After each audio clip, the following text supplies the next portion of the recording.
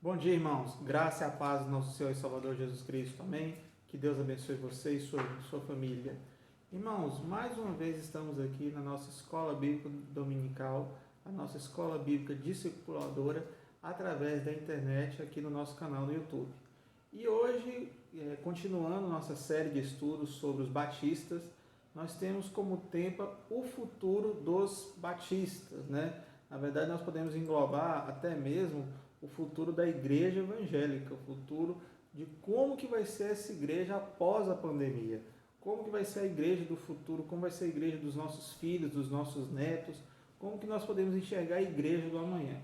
Então nós vamos bater um papo hoje, conversar um pouco sobre esse assunto, nós vamos explanar algumas ideias aqui e no final do estudo você pode, segundo o Espírito Santo de Deus, ele pode te iluminar, ele possa te inspirar para que você possa tomar a melhor decisão e pensar um pouco de como que vai ser a igreja, né? E o que que você, crente em Jesus Cristo, membro de igreja, lavado e remido pelo sangue de Jesus, pode fazer para mudar a realidade em que nós estamos.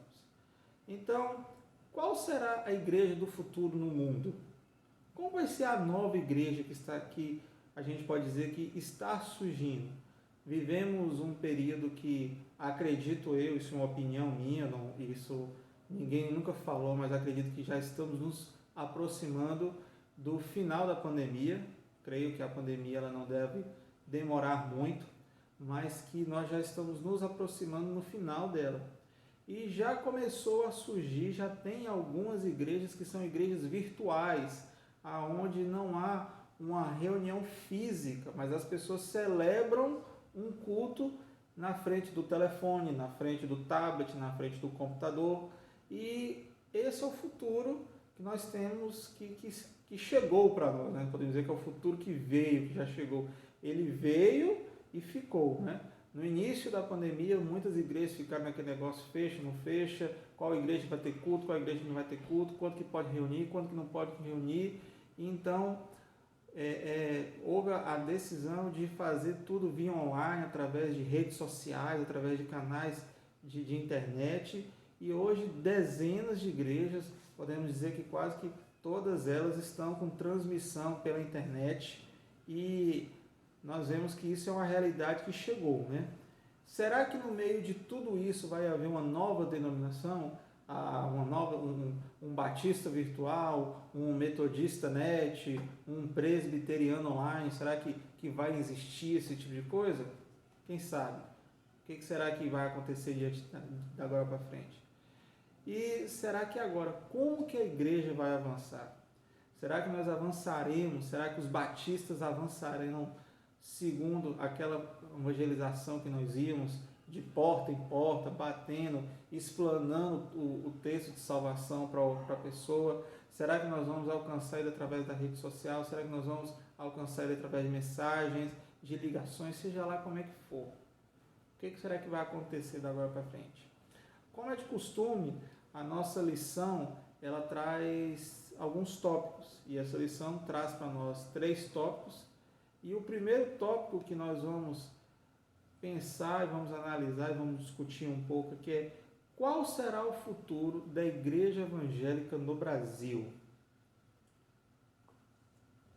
Bom, a igreja evangélica brasileira, de uma forma geral, não somente a igreja batista, mas a presbiteriana, a assembleiana, as igrejas pentecostais, neopentecostais, as ortodoxas, as neo-ortodoxas, de uma forma geral, a igreja evangélica brasileira, ela mudou. Na verdade, ela vem mudando. Podemos dizer que há uma mudança significativa desde a proclamação da República, quando naquele momento não se tinha mais a questão de você ficar preso a Portugal, a uma colônia, mas já tinha a independência do Brasil, já tinha a proclamação da República, e aí nós vemos um país que ele é livre e ele mesmo toma suas decisões. Tudo isso influenciou.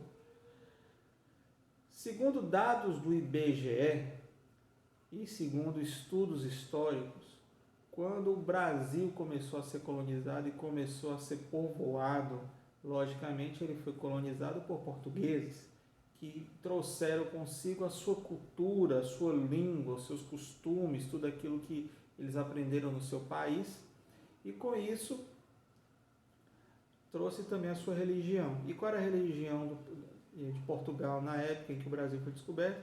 Era a Igreja Católica Apostólica Romana. Então nós éramos um país que fomos cristianizados, mas com uma tradição católica.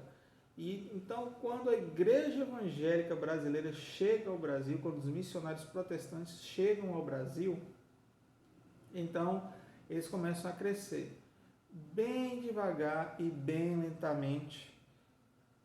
E antes nós avançávamos 1% a cada década que passava era 1% da população brasileira que se tornava protestante.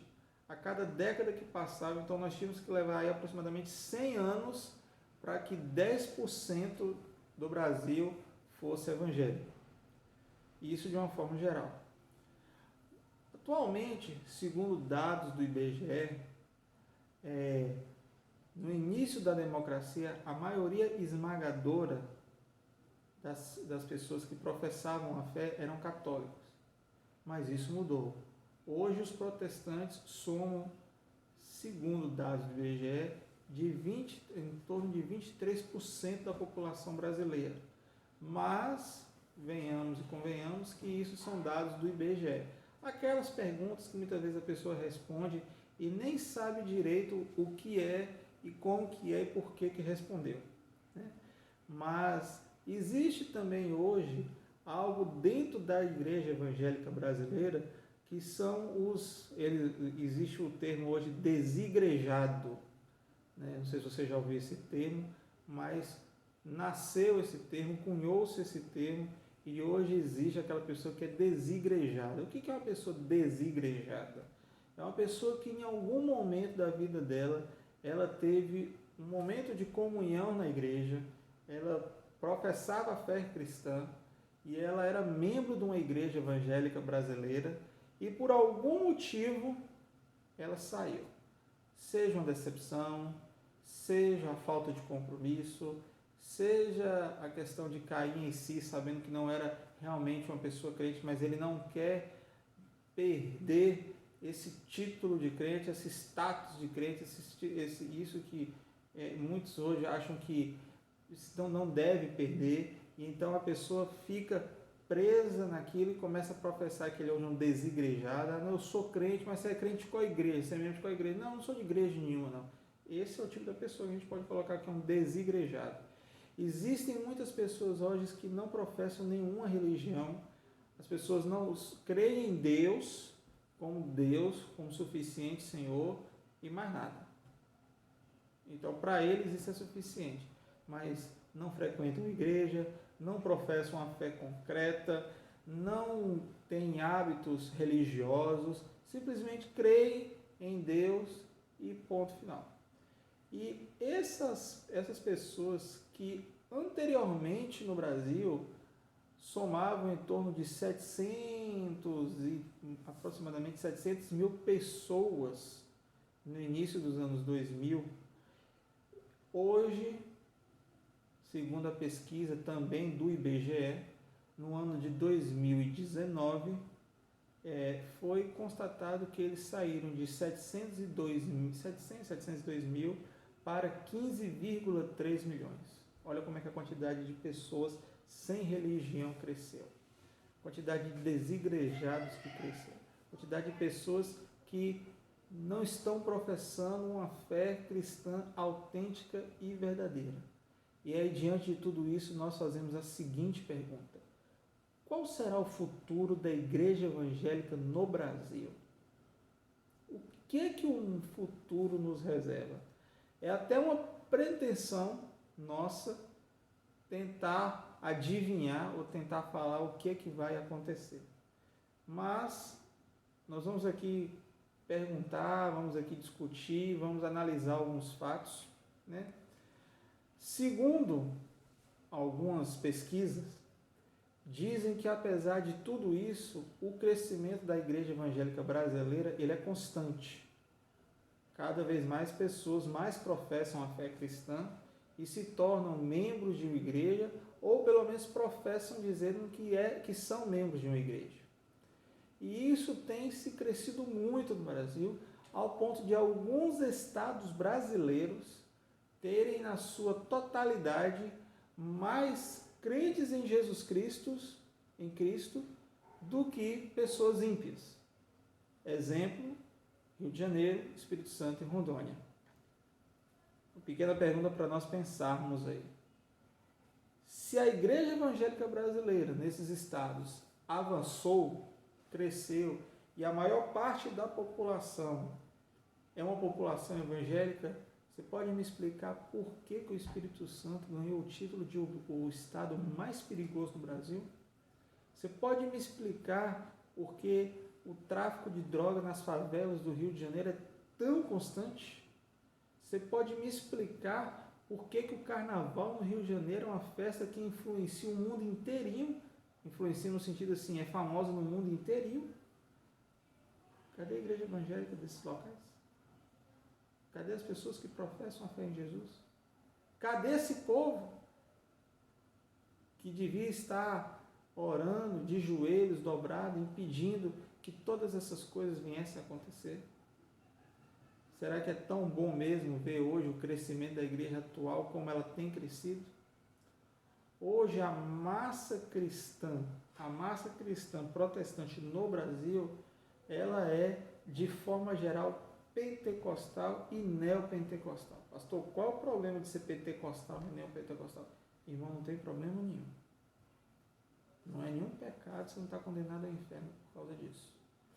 Mas, infelizmente, dezenas de igrejas, elas dão tanta ênfase a batismo no Espírito Santo, tanta ênfase ao falar em línguas, tanta ênfase em dons miraculosos, em querer falar em línguas, em querer ter experiências com Deus, que estão esquecendo de uma coisa primordial, que é o crescimento da palavra na vida da pessoa. No início da era cristã, no início do século, no início da era cristã, lá no ano 1º, logo após a morte de Jesus Cristo, em torno do final do século I para o início do século II, a igreja universal, que era a igreja, só tinha uma igreja, não existia igreja católica, igreja protestante, não, só tinha uma igreja. A igreja de Cristo, para você se tornar membro dela, ela quase que era um vestibular, era um treinamento, assim, uma faculdade para você conseguir fazer parte da igreja. Existiam os catecúmenos, que eram pessoas que eram preparadas para serem membros de igreja. Só que um catecúmeno ele podia levar até 4 anos para conseguir o título de membro. Ele participava das reuniões, participava da ceia, participava de tudo, mas ele não era dos fiéis, ele não podia professar que ele era membro de uma igreja. Ele podia professar a fé cristã, mas ele não podia professar que era membro de uma igreja. E como não era membro de uma igreja, as pessoas o viam diferente. Mas também a qualidade de pessoa que via no final da fila, né, depois de passar 4 anos lá, irmãos, eram pessoas que iam morrer queimadas. Iam ver os seus filhos sendo mortos, sua esposa sendo morta, seu marido sendo morto, mas não negavam a fé cristã. Hoje, o cara quebra uma unha, chuta a escada com o dedão, qualquer coisinha, vou sair da igreja, não quero mais saber de igreja, igreja não é para mim. E nós vimos que esses catecúmenos, essas pessoas no início da era cristã, eles tinham o corpo queimado, membros amputados, ver sua família sendo morta, mas não negavam a fé cristã. É isso que nós precisamos entender. É isso que nós precisamos perceber. O que esse povo tem, que nós precisamos ter igual. A nossa denominação batista, ao longo de 150 anos de história, cresceu de uma maneira enorme. De um grupo de 3 casais, 6 pessoas, em uma pequena casa no interior do estado da Bahia, hoje já chegamos a milhões. Mas chegamos aqui graças a uma coisa chamada visão missionária, compromisso com a Escritura e direcionamento do Espírito Santo. Irmãos, Quem direciona a nossa obra não somos nós. Quem direciona a nossa obra é o Espírito Santo de Deus. E nós precisamos ter uma visão missionária do mundo. E nós precisamos ter compromisso com a Escritura, de ler, buscar, aprender, ter conhecimento. O apóstolo Paulo fala: o meu povo se perde por qualquer vento de doutrina. Vento de doutrina, irmãos. Não sabe qual é a doutrina ortodoxa verdadeira. O que é orto? Orto é reto, né? Ortodoxia, doutrina reta, doxia, doutrina, orto, reto. Então, a doutrina reta, a doutrina correta, certo? Quando você não quer fazer um esquadro, você não precisa que o esquadro seja reto.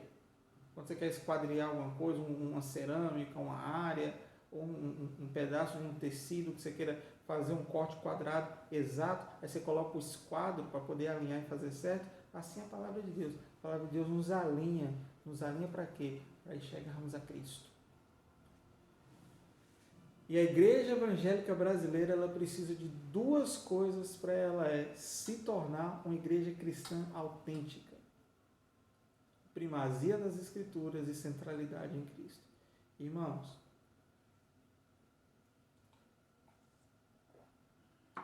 como denominação, nós batistas já alcançamos um país inteirinho.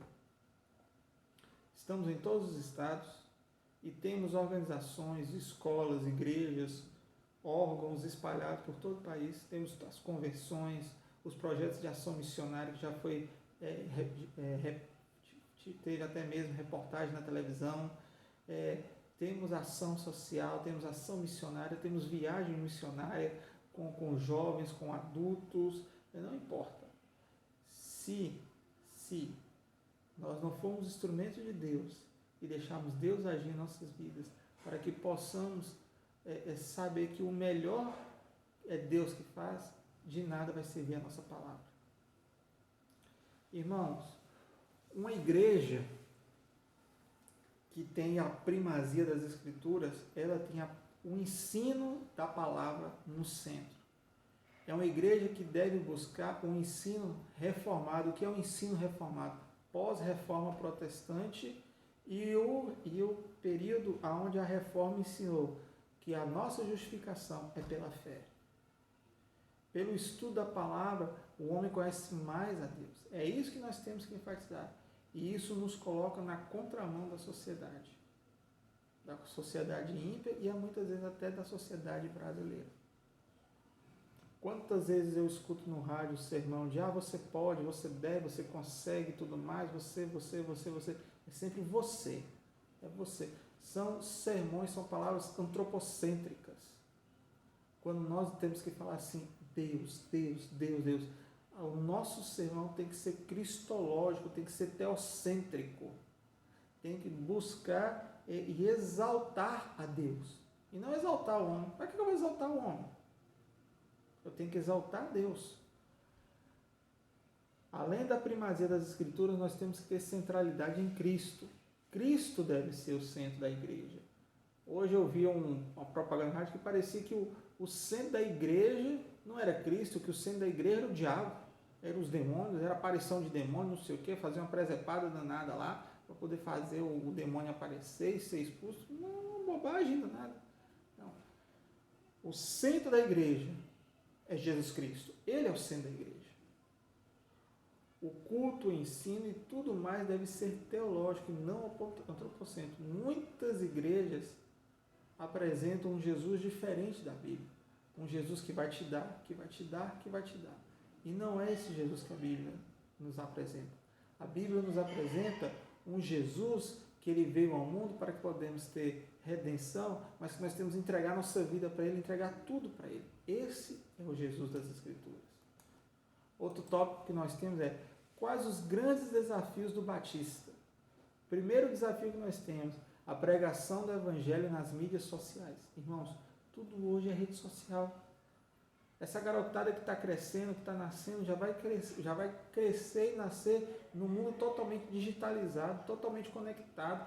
Vai ser para eles normal ter um telefone com acesso à internet, onde eles podem pesquisar o que eles quiserem no mundo e ter informações do mundo na palma da mão deles. Para eles vai ser normal. você falar para uma criança hoje sobre algum brinquedo que nós tínhamos na década de 90, ele nem vai saber o que é.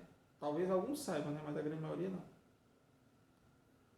E nós, irmãos, precisamos usar aquilo que está ao nosso favor. A internet está ao nosso favor se bem usada. Uma pesquisa feita pelo Instituto Barnum nos Estados Unidos revela que o futuro da igreja acredita ser através da internet. Já existem igrejas hoje que elas são virtuais. Há um culto virtual, há um louvor virtual, a entrega de dízimo através de aplicativo. Tudo isso para quê? Para poder atender a necessidade das pessoas que estão em casa e que às vezes estão com receio de sair ou não querem sair porque acomodaram e ficar em casa e simplesmente estão lá até hoje.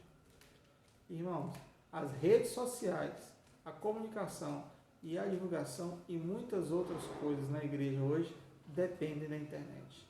Então a internet entrou na igreja e faz parte da igreja e nós temos que saber usar isso para poder crescer o reino de Deus, abençoar o reino de Deus e fazer prosperar o reino de Deus.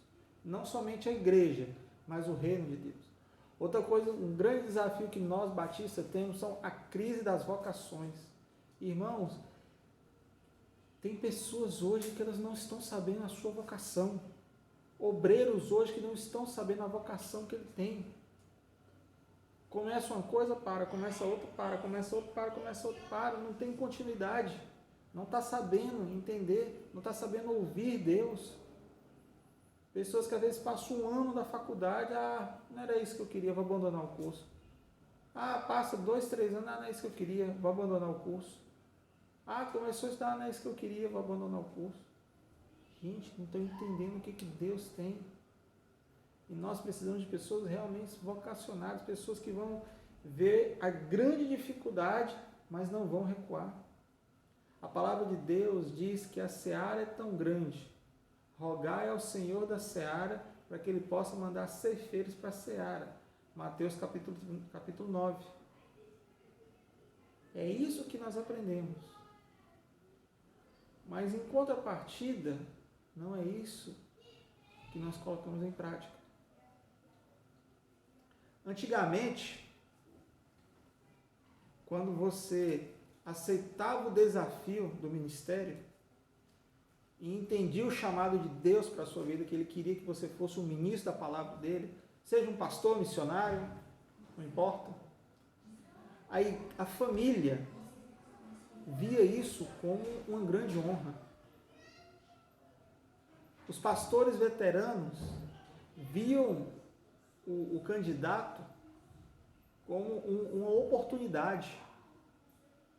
As igrejas viam aquele seminarista como um futuro diferente. Hoje, as famílias não estão querendo, as igrejas muito menos, e os pastores estão enxergando os candidatos não auxiliares, mas inimigos, porque estão com medo de perder o púlpito, a liderança da igreja. Pessoas não estão agindo como devem agir. E isso, irmão, não é bíblico. Isso não é bíblico. As igrejas e os seminários devem produzir obreiros com a verdadeira qualidade, com um verdadeiro ardor missionário, com a teologia de qualidade. Irmãos, segundo o Wilbur N. Pink, que hoje é um dos maiores exegetas e um dos maiores tradutores da Bíblia para línguas ágrafas, um homem que tem mestrado, doutorado em teologia e entende do assunto, é um senhor com um coração missionário, é um pastor, um verdadeiro teólogo a serviço de Deus. Segundo o irmão Wilbur Pink, na década de 80 aqui no Brasil, o único livro de teologia sistemática em português disponível para os estudantes era um livro que vinha com uma teologia neo-ortodoxa, universalista. E o que eles aprendiam? Que tudo pode acontecer, que não tem problema. Irmãos, nós temos que produzir obreiros verdadeiros, obreiros bons, de qualidade, que vão para o campo missionário, que vão para a obra, que vão cair no meio da situação e vão saber lidar com essa situação. É isso que nós precisamos. Nós podemos mudar a nossa realidade, mas nós temos que começar agora.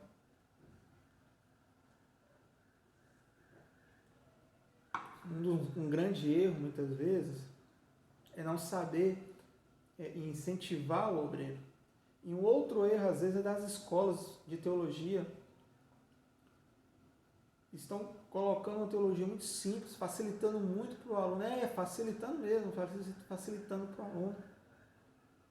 Irmãos, quando eu estudava, a média do meu seminário era 7. Tem seminário hoje que está fazendo média de 6. E tem alguns que estão pensando em mudar para 5. Às vezes a gente estudava 4 anos para poder se tornar pastor, para se tornar teólogo.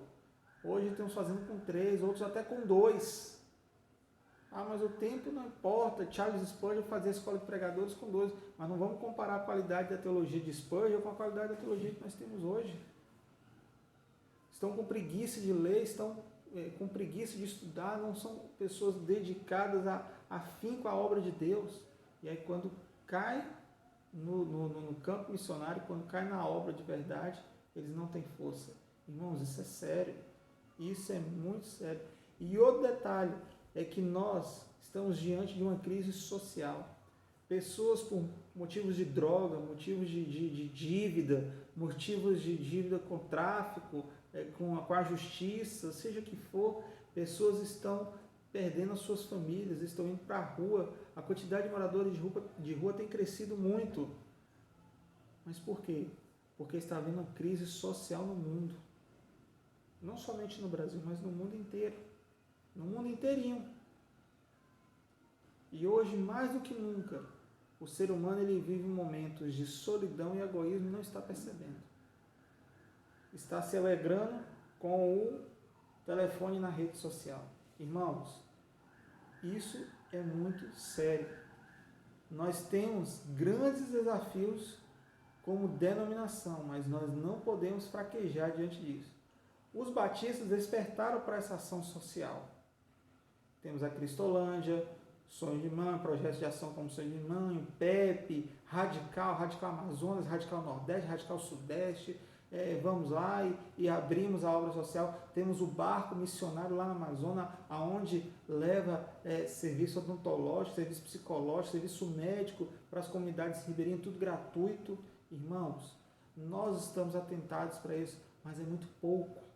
É muito pouco. Nós temos que avançar mais, nós temos que crescer mais, nós temos que desenvolver mais. E isso é muito pouco. A obra de Deus não pode parar. O apóstolo Paulo dizem que ele saiu da região de Jerusalém e viajou até a Gália.